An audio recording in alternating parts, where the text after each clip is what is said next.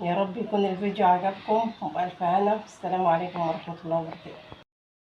بسم الله الرحمن الرحيم. ان شاء الله النهاردة نعمل ملوخية خضراء. لما تيجي تقطفي الملوخية تقطفيها كده بالوردة دي كده، ما تقطعيليش ورقة ورقة، لا، تقطعيها بالعنقود ده بيفرق جدا في الطعم، بيعمل لها عرق جامد. شوفي اهو كده. العود بقى، بقيت العود فيه ورق ماشي قطعيه ورقة ورقة، انما اللي هي الحتة اللي فوق دي بتقطعيها كاملة كده اهي. شوفي الملوخية خضرة وجميلة ازاي. هقولك على كل اسرارها وتركاتها لحد اخر لقمة تاكليها او اخر معلقة. تمام. لما تيجي تغسلي الملوخية بقى اغسليها كده في طبق غويط وحطي عليه فيها مية كده اهي. مش تحطيها في المصفى وتغسلي كده تحت الحنفية وخلاص، لا، تحطيها في مية في طبق، ولما تيجي تطلعيها تنشيليها كده اهو كده وتحطي في المصفى، تنشلي وتحطي في المصفى. تمام.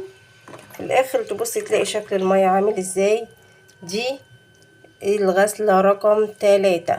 انا كده غسلتها دي كده 3 مرة بنفس العملة دي. اشيل واحط في المصفى واغير المية واحط مية نظيفة واحطها. شفتي المرة التالتة المية عاملة ازاي. بتكرري العملة دي كذا مرة لحد ما المية ما تبقاش فيها اي حاجة ويبقى لونها ابيض. والمرة الاخيرة بنحط فيها نقطة خل ونسيبها 5 دقايق، وبعد كده بنصفيها في المصفى، وبعد كده نصفي اي مية فيها خالص ونحطها في قماشة، نحطها تحت المروحة تنشف، يا اما تلفيها لف كده في القماشة وتسيبيها تنشف خالص وبعد كده تخرطيها. بعد ما الملوخية نشفت معانا وبقت كده، هقطع بقى 3 فصوص توم كده شرايح اهو، 3 فصوص توم، وهنخرطهم معاها مخرطتك الحلوة العسل دي، والصينية اللي انت بتعملي عليها اهي، والصينية اللي انت بتخرطي عليها. ويلا خرطي بقى يا جميل. شايفة الملوخية نشفت تماما، لازم تنشف خالص. خرطنا الملوخية اهيت وخلصناها. التركية اللي فاتت دي بتاع تخريط الملوخية ونحط التوم عليها ني، دي بتاعت ماما الله يرحمها، ربنا يرحمها ويغفر لها، هي اللي كانت معلمانا نخرط توم ني مع الملوخية اهي. ربنا يرحمها ويغفر لها ويرحم ابي واخي وادخلهم فسيح جناتك يا رب العالمين، ويرحم جميع موتى المسلمين يا رب. شايفة ده كده القوام بتاع الملوخية، متخليهاش ناعمة قوي ولا خشنة، ده كده القوام بتاعها حلو. اما التركاية الجاية دي فبتاعت حماتي ربنا يبارك لها ويديها الصحة والعافية يا رب، هي اللي قالت لي ان انا احط الملوخية واسيبها شوية في الشوربة كده مع شوية الحاجات اللي اقول لكم عليها دي. هنحط ايه بقى في الشوربة؟ شوربة معايا اهي، الشوربة دي ما فيهاش اي ملح خالص. هنحط مكعب مرقة، حتة توم اللي احنا دقيناه، لو مش حابة تحطي الشطة الحمراء مع التوم وعايزاه يبقى لونه ابيض خالص براحتك، وشوية ملح وكزبرة. هننزل بيهم بقى كده في الشوربة وننزل عليها بالملوخية اهي، وهتدوبي كله مع بعض. انا مش عارفه احط الملوخيه كلها عشان بدوب بايد واحده، هحطها كلها واوريها لك.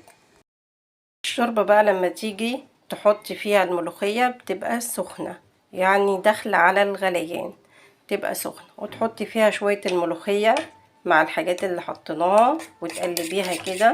بتحطي في شويه شوربه قليلين علشان بعد كده هتتقل معاكي. سيبيها لمده 10 دقايق كده، ما تعملهاش الطشه دلوقتي خالص، سيبيها 10 دقايق وبعد كده اعملي لها الطشه. هتكون تقلت معاكي شويه في خلال ال10 دقايق دول، هتتقل وتعمل عرق جميل.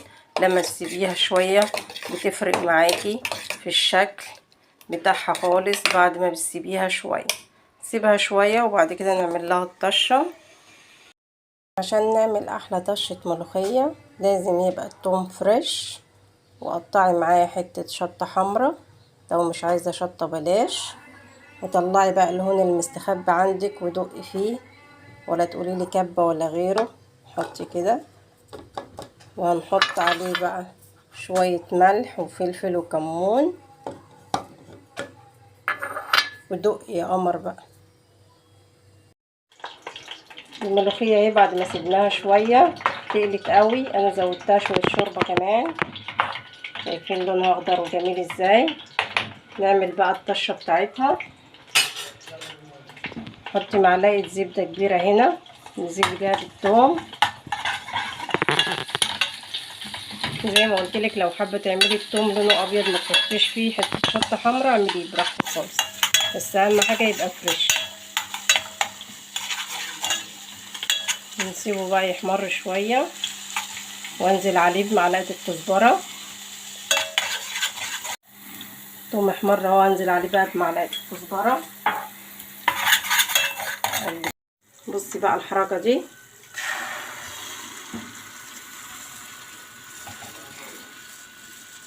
يا شغل كده عادي